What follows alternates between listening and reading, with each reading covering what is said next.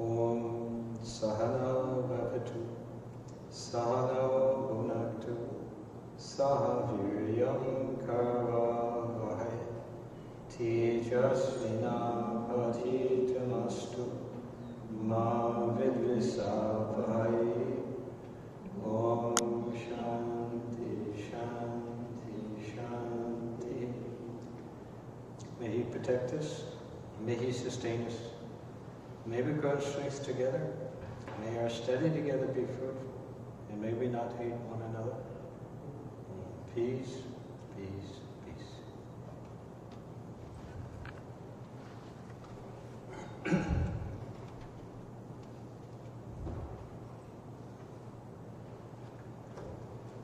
Okay, so we're in part 1, chapter 3.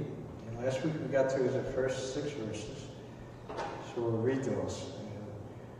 The two, the individual self and the cosmic self, enjoy the fruits of actions, residing in the cave of the intellect, which is the best place for self-realization. Those who know Brahman say the individual self and the cosmic self are related to each other like light and shade. Those who as householders worship the 5 fires and have thrice performed the Nachiketa sacrifice also say the same thing. To those who wish to cross over the ocean of worldly experience through sacrifices, the Nachiketa fire stands out as a fine bridge. We know of this fire, and we can also perform it. And we also know the way that takes you to the other shore, where you become one with Para Brahman, Brahman without attributes, and you attain fearlessness. Consider the embodied soul as the master of the chariot. The body as the chariot, the intellect as the charioteer, and the mind as the reins. Wise people describe the senses as horses, and the body as the chariot. Objects, sounds, forms, etc. are like roads for the horses. The self, together with the body, mind, and senses, is the enjoyer. If the intellect is incapable of discriminating between right and wrong, and is also connected with an uncontrolled mind, it is like a charioteer who has to deal with uncontrollable, vicious horses. When a person has a discriminating intellect, and has that intellect always joined to a mind that is under control, and his senses are also under control, then he is like a charioteer who has well-trained horses to handle. So this is the first 6 verses that we covered before, and now we come to verse 7. So he whose intellect is not able to discriminate between right and wrong, and whose uncontrolled mind lets his senses run after impure things, in other words, things detrimental to spiritual progress, such a person can never attain self-knowledge. On the contrary, he gets caught in the cycle of birth and death. So this verse discusses what happens when a person is not able to decide between what is right and what is wrong. That means he has a weak intellect. Invariably, such a person cannot control his mind. He is not his own master.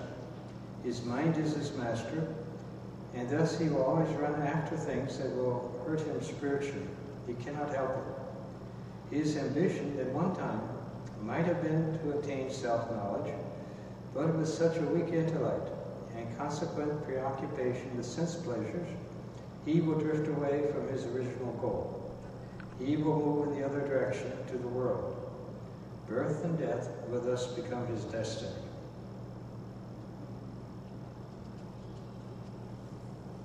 So this is,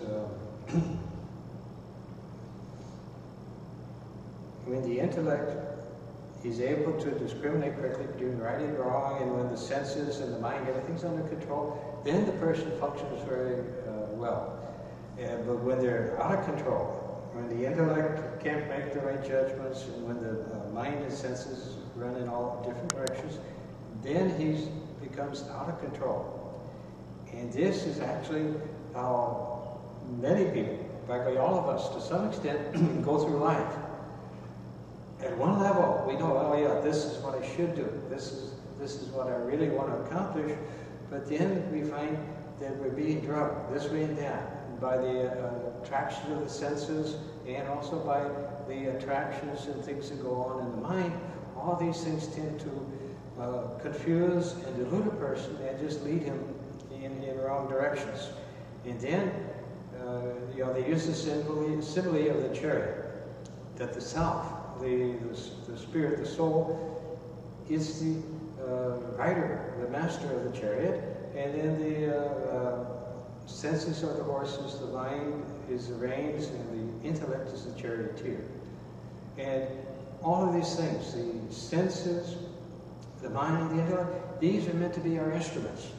This body, this human form, this is an instrument which the soul, has taken to reach a certain destination, to accomplish certain things. But then when we get into it, we find that instead of us using our instruments, to get where we want to go, instead the instruments are using us. And it becomes then just like in the old westerns, the old cowboy shows, there was always a scene with a runaway stagecoach. With a screaming lady inside, he would just take off, and then the hero would come and stop the horses. But this is how most of us go through life. We're like in a runaway stagecoach. We're just pulled this way and that by our attractions, by our emotions, by all kinds of things, and basically just find ourselves drugged helplessly along with wherever our desires and our fears and our mental states and things, wherever they drag us, this is where we end up, and we find out that we didn't get where we wanted to go. And so this is the problem in human life. But at the same time, if the senses, the mind, and the intellect, they're all under control, all functioning as good instruments, then this very life, it becomes kind of a wonderful thing. It's the means by which we grow and evolve spiritually, by which we eventually can reach the goal of realizing our oneness with God. And so,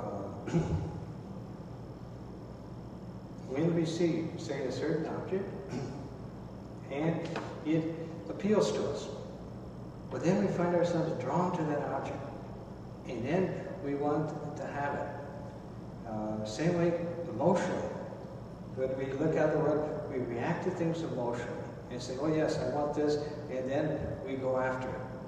And, Swami Varadananda said to me a long time ago, is that Divine Mother shows you pictures, and then you try to grab them. And this is what we do. Pictures there, and so we try to grab it. Like small children, we try to grab it. And sometimes what we grab is pleasant. And then we have a kind of a good experience out of it. Other times it's unpleasant, and then we have an unpleasant experience. And this is the cause of all of our suffering, is that we grab hold of an unpleasant experience, and then we hold on to it. And then we say, oh, this hurts, oh, I'm in misery, but we're doing it to ourselves. Once there was a king in India, ancient India, and he had a court guru. And he always would tell the guru, oh guru, please release me, please give me liberation. And then one day, the guru grabbed hold of a pillar in his palace and began shouting, oh king, please release me from this pillar. And the king said, what are you talking about? Just let go of it. And then the guru said, well, this is it, you keep saying, oh, free me, give me liberation, but just let go of it. And this is where the problem comes. When we've grabbed hold of it, then we become it. And our whole experience, our whole consciousness becomes immersed in that experience. And when we let go of it, then we discover that our self, our consciousness, is actually infinite, divine, wonderful consciousness. Our own senses, kind of true nature, comes back to us, and then all suffering goes. Actually, even in earlier stages of spiritual life, you can reach a point where you pretty much go beyond suffering, beyond most of the suffering. Normally, we're grabbed hold of everything. Every experience that comes, we grab hold of it, and then we try to kind of squeeze some pleasure out of it, and this, we find ourselves often getting painful experiences, either physically or emotionally. But when you learn to let go and develop a sense of non-attachment, then gradually you'll find that these things don't bother me anymore. Or at least they don't bother me as much as they did before. And yes, we talked on this, other times in the past, how all of our problems, they don't come from the experiences that we have. They don't come from other people. Now, most people, they right away, whatever problem they got, they blame it on somebody else. But actually, nobody has the capacity to make you unhappy. Because happy or unhappy is determined by our reaction to things. If we want a certain thing, we say, oh yes, I really want that thing, but we can't have it, and then we get frustrated.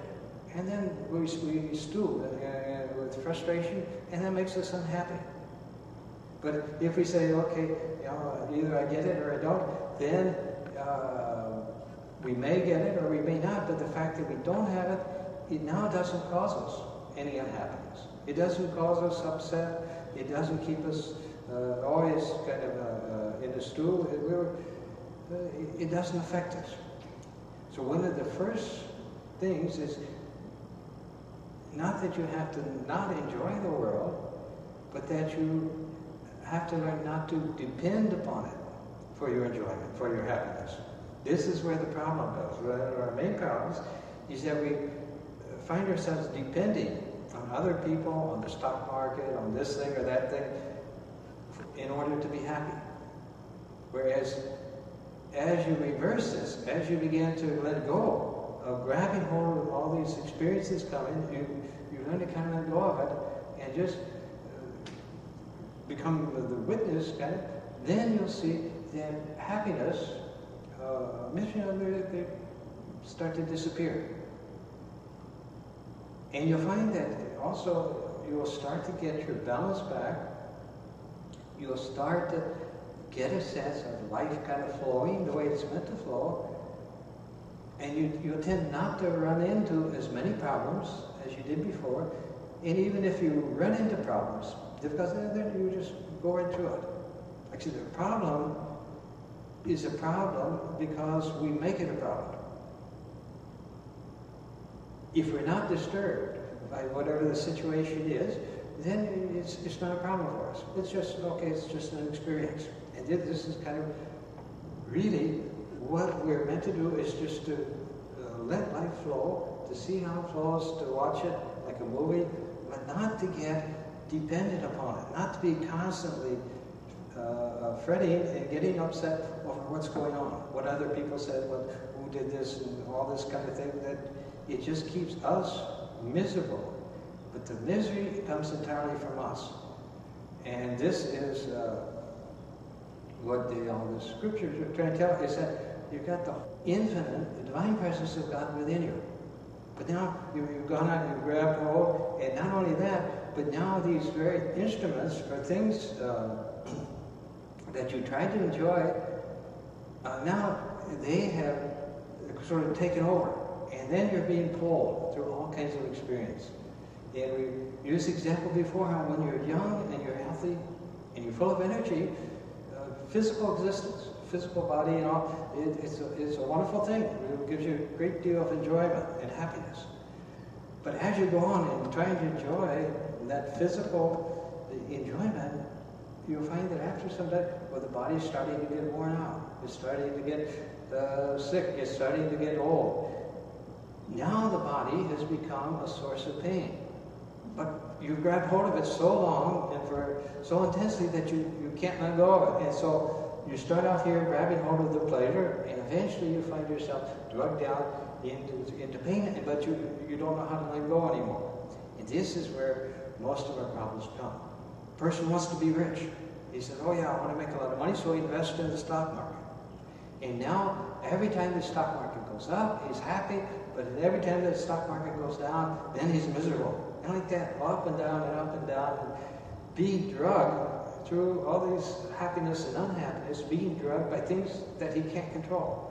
You personally can't control the economy, you can't control everything going on, but now you've grabbed hold of it and you've made yourself kind of the subject to it. And then you become driven by the horses, by the desires, by the reactions, by the feelings that come. All these things are just driving you and giving you a kind of a life experience that's not really what you wanted. Most people know deep down, things should be going better than this. That I should be functioning better than this. But we've let kind of the instruments, the horses and everything, take over.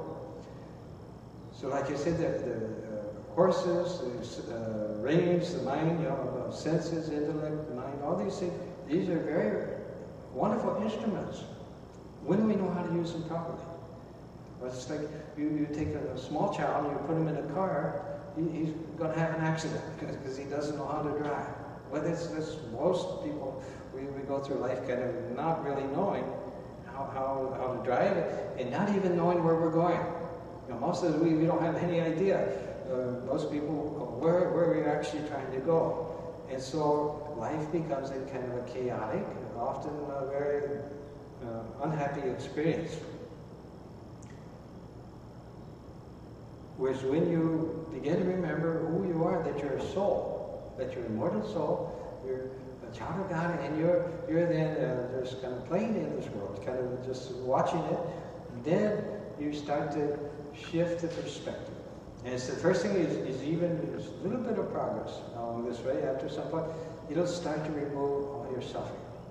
If you can look at your mind, and you can look at, say, a wave of unhappiness comes, and you can there's just a wave of unhappiness in the mind. As soon as you can stand back from it and kind of look at it, then you'll find it doesn't dominate you. It doesn't kind of control you. It doesn't overwhelm you. You just say, okay, that's going. Wave of anger comes. You say, okay, anger, so it goes. Like that. Different things as they come. If you don't grab hold of it and say, this is me. I'm angry. I'm unhappy. I'm upset. If you just stand back and say, okay, the mind is doing this, the mind is doing that, and I'm watching it, then your whole relationship between yourself and your experiences starts to change. Where instead of you being the experience and being kind of buried in that experience, you're now beginning to become aware of who you actually are, of what your real nature is, and that real nature is bliss, happiness, peace by its very nature, confidence and power. All these things are there if we're aware of who we actually are. And so this is, in the Shankara, he talks all the time about divapadis, limiting adjuncts. We talked in the Gita class how we identify with all these, what they call upadis, or limiting adjuncts. We identify with the body. And we say, I'm that body. And now everything that happens to that body is happening to me.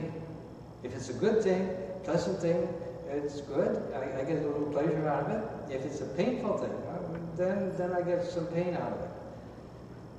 And say we look at the mind, and we identify with that and say, that mind, that's me.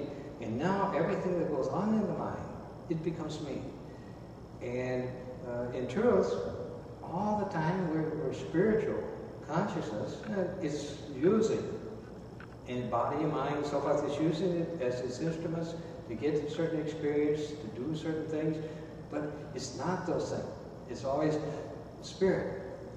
As soon as you begin to kind of get that distinction between yourself, the passenger in the chariot, and the instruments that are at your disposal, then things start to get back into proper perspective. And then you see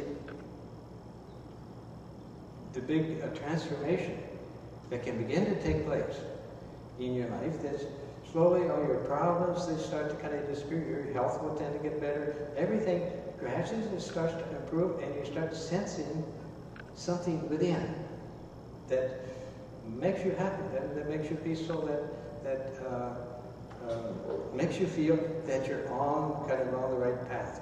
And then your chariot is kind of moving in the right direction.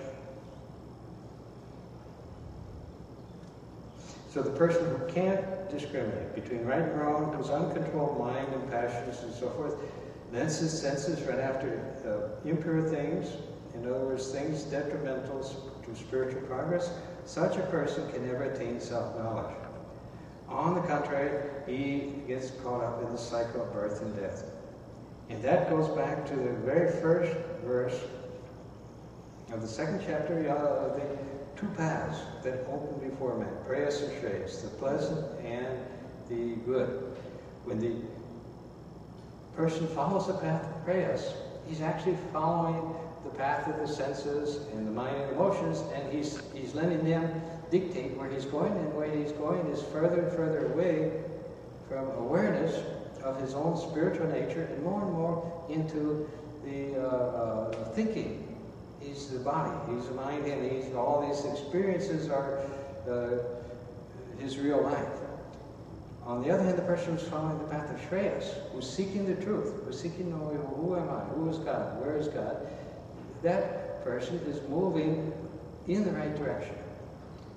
And Sri Ramakrishna used to say that the further you move to the west, the further you leave the east behind. In other words, the more material our consciousness is, the more we're absorbed in what's going on at the material level in our life and our enjoyment, so the further our consciousness is away from kind of the spiritual level. On the other hand, the more filled with desires, what they call worldly desires, then the further we are kind of from spirit. Now, on the other hand, as you begin to move towards the spirit, you'll find that these desires, which were so strong before, gradually they're not there. Your mind starts to enter into a deeper, kind of calmer, more peaceful setting, and these intense desires, oh, I've got to have this and I've got to have that, those tend to just disappear. You know, if you're in a kind of a spiritual state of mind, you're not all aroused by different desires and that. If you got absorbing desires, then you're not in touch with that deeper spiritual mind. So the world is there, and we see different objects all there, and the senses tend to get attracted. And this is what the spiritual practice, they tell you, is trying to kind of reverse that trend. You know, I remember once I was at O'Hare Airport. I was waiting for the plane, and there, you know, they had little TVs. I think you could put a quarter in and you could watch TV. And so there's this little kid there and his mother, and the kid was watching TV. And every time a commercial came on, he was like, oh, Mother, I got to have a Bozo bouncing ball. I need to play and beg. And then you go back, watch TV, oh, next commercial, now I've got to have this, I've got to have a pogo stick, and like that. And everything that came on right away, he'd run to his mother and begin to beg and plead, I've got to have this right away. Well, like this, we see things and, oh, I've got to have that, oh, I've got to have that. And then we find all kind of caught up in things, and then we're not aware of kind of a deeper reality of our being. So when we don't have any control over the intellect or the senses or the desires, then we get like drawn away from the spirit and more into kind of the world. So the person who has a discriminating intellect and also has a controlled mind is always pure in thought, speech, and action. Such a person is sure to attain his goal of self-knowledge. Having once attained that goal, he will not be born again. In other words, be subject to birth and death again. So here is what a person gains when he is able to discriminate between good and bad. He then tries to direct his mind to what is good, avoiding bad as far as possible. It may be difficult to begin with, but by sustained efforts, he finally gains control over his mind.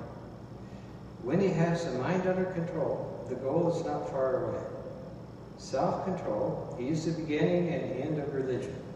The self spontaneously reveals itself to a mind that is pure. See, when we're kind of absorbed in the physical level, material level of things, you know, then our consciousness is all kind of stuck to that. Once we release consciousness from that, then the self spontaneously reveals itself at some point. Again, it's like we grab hold. We grab hold of all these different kind of what they call the upadis, the limiting adjectives, the sense of I'm this person, I'm this body, I'm this mind, I'm these desires, all these things. We grab hold of those things and then we get stuck there. As soon as we let go, then we become what we've always been. In other words, if you have a dream, in that dream, it may be a pleasant dream or it may be a terrible nightmare, but it has no relation to you when you wake up. And this is what realization is, right? What spiritual is like waking up. Within our dream, within our life, our experience, we're going from kind of bad to good, or from good to bad, but we have a sense of moving, kind of getting a little bit better, then we fall down, we get a little worse, and then we get a little bit better, like that. We have this sense of kind of a gradual movement. But really, and that's, you can go from a bad person, you can become a good person, from a good person you can become a saint, you can become Yama, the god of death, you can move kind of up higher levels. But realization, what the kind of what they call knowledge about, that has nothing to do with good and bad, with kind of moving up, making progress, and then falling back, and all these ups and downs that normally we think of in terms of progress. It's just like waking up. You're either awake or you're asleep. You know, and it's totally different reality, totally different state of existence. This is what, no matter how bad we are in our dream, as soon as we wake up, we're spirit. We are what we've always been, what we always will be. And this is, you know, the Vedantic knowledge. He said, once you get beyond holding on to your personal ego kind of progress and so forth, to surrender to God. And this is, you know, Swami Varadananda said that this was the final word in spiritual life, you surrender to God. There comes a point, as you gradually begin to go within, as you gradually begin to sort of connect with that deeper reality there, you begin to realize there's something very wonderful here. And then your ego, with, oh, I'm going to be important, or I'm going to do, gradually that ego starts to get out of the way. It starts to become kind of quiet. And then eventually the point comes when you're just kind of, only comes in a moment of self-forgetfulness. That when you have forgotten, and it can actually happen that you forget your personal self. Even in ordinary experience, you may have noticed that sometimes, let's say you're playing a really intense game of tennis or something like that. You're totally absorbed in it. At that point, you're not thinking of all your problems, of all the kind of things that's normally going on in your mind. All those things have kind of disappeared, and you're kind of totally absorbed and concentrated in this one thing, and then you usually come out of that with the feeling of being uplifted, of being kind of recharged, of being good because you've forgotten yourself. And by self, that means all the kind of network of thoughts and worries and cares and this constant kind of thing going on in the mind, that gets forgotten for a little bit. And then the real self, which is luminous consciousness, has a chance to kind of come through. And so this comes kind of in a moment when we completely forget our kind of human side of us. We completely forget that, and we completely kind of forget all this ordinary everyday stuff, and then you begin to kind of let that higher consciousness begin to come through. And this comes the devotee, and it comes as he develops an attitude of surrender to God.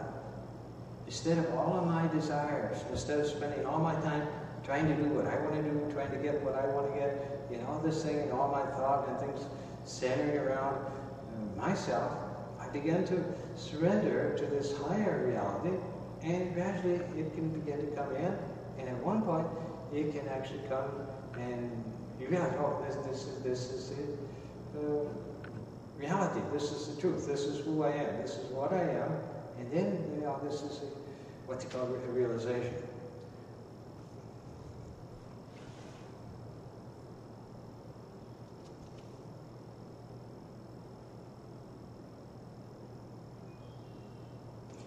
So then verse 9 says, he whose intellect, like a good charioteer, takes him along the right path, whose mind is under control of the intellect, and who by virtue of such a combination can direct his senses as he thinks best, he can go to the other side of the world where he attains the highest goal, union with the cosmic self.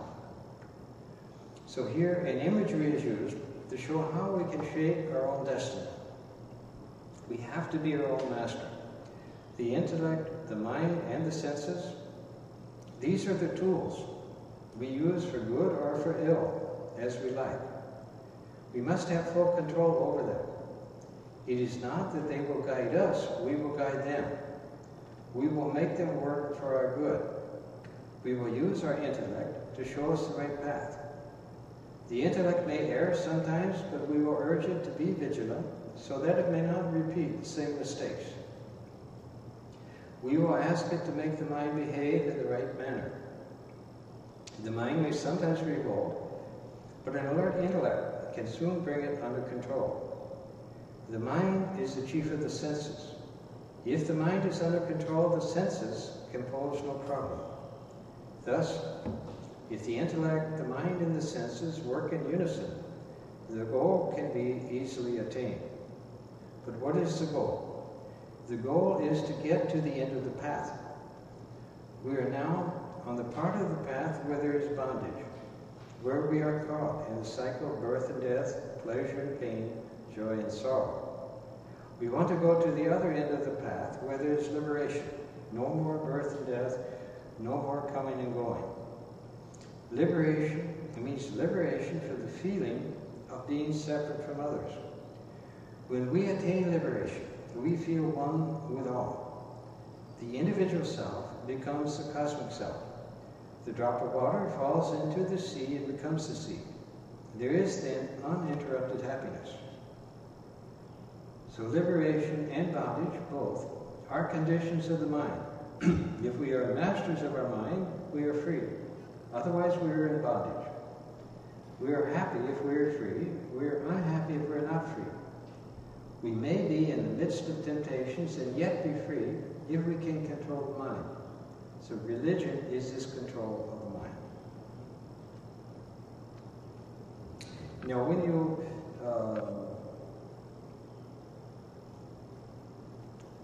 hear about liberation, and I talk about liberation, it often seems kind of like a selfish goal. But Catholic background, I keep the idea was no love and serve God. There was a devotional kind of thing behind it. But you talk about escaping, attaining liberation, is often kind of just, well, I'm going to get out of this mess and that's it. But actually it's important here, as you mentioned, that when we talk of liberation, what it actually means is liberation from the feeling of being separate from others. When we attain liberation, we feel one with all. The individual self becomes the cosmic self. The drop of water falls into the sea and becomes the sea, and there then is uninterrupted happiness. It's not just about saving ourselves. It's actually, see, right now you have the whole infinite consciousness, which is within all beings equally, which doesn't see one person is good and one person is bad, but sees everything kind of equally. That one self that's in everything, we've separated out from that. And then we've become a small individual, small ego, and as that small ego, that small individual self, then we go through all these different experiences. We go into one life, we experience that, we die, and then again we're born, and then we go through another life, we experience that. Now in those lives, it sometimes will be good people will be very loving people and unselfish people. Other times we'll be very bad people. But always we're we're an individual, different, separate from everything else, and then we can either be good or bad, according to our nature. But when you attain liberation, it means you remove those barriers, that separation that kept you separate from everybody else, from everything else.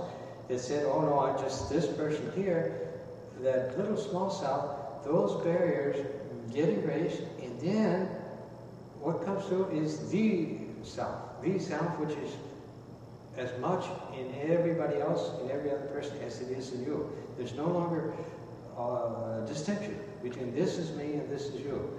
I may love you very much, I may want to make you happy, I may do wonderful things for you, but it's still one small self trying to do something for another self.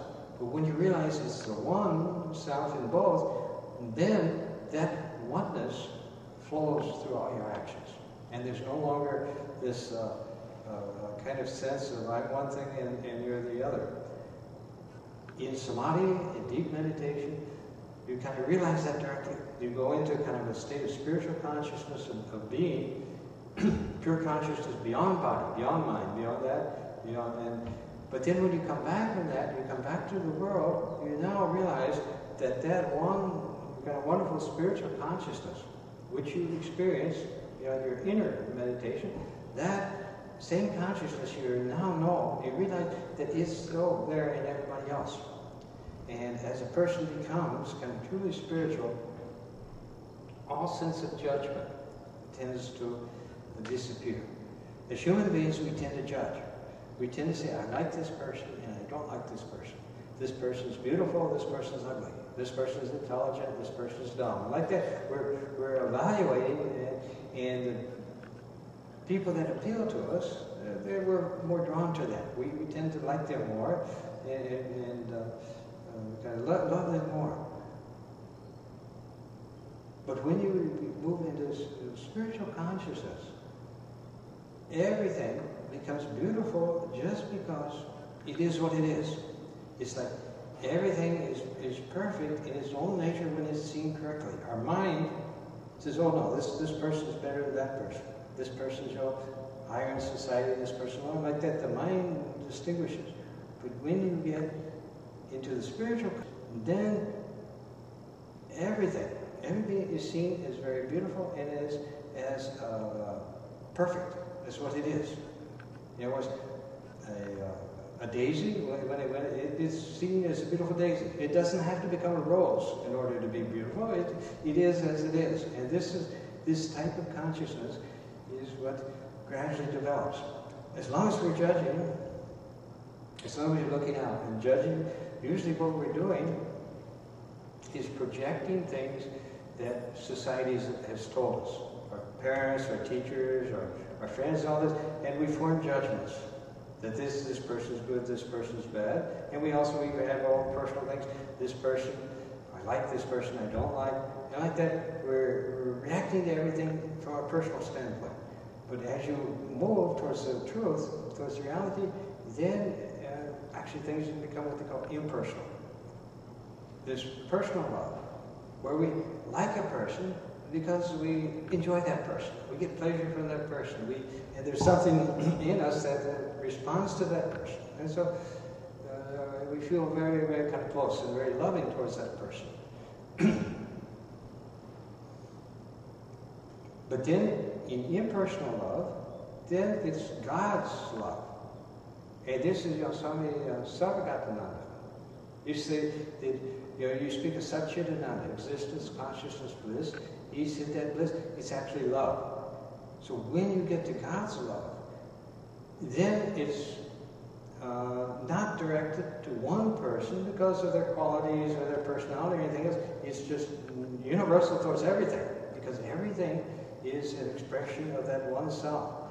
And it is a creation of that one kind of all-loving reality. And so you're in personal love, we see, as frequently happens, that the person you love today, you may hate tomorrow. You have friends, and then you have a falling out, and now you don't like that person anymore. In relationships, that what started out as very kind of wonderful, it begins to become very negative and so forth. But in impersonal love, this recognizing the divinity in all things, the oneness in all things, that just, it automatically flows. It doesn't, it's called what they call it, unconditional. Meaning it doesn't, I don't love you because you behave a certain way, or because you look a certain way, or because you have a lot of money. There's just love flowing. And that love is God's love. The love I try to project through my emotions, everything else, that becomes very limited, and it's easily distorted, it's easily kind of disrupted and changed to anger or hatred. But the love that flows from spiritually, that just is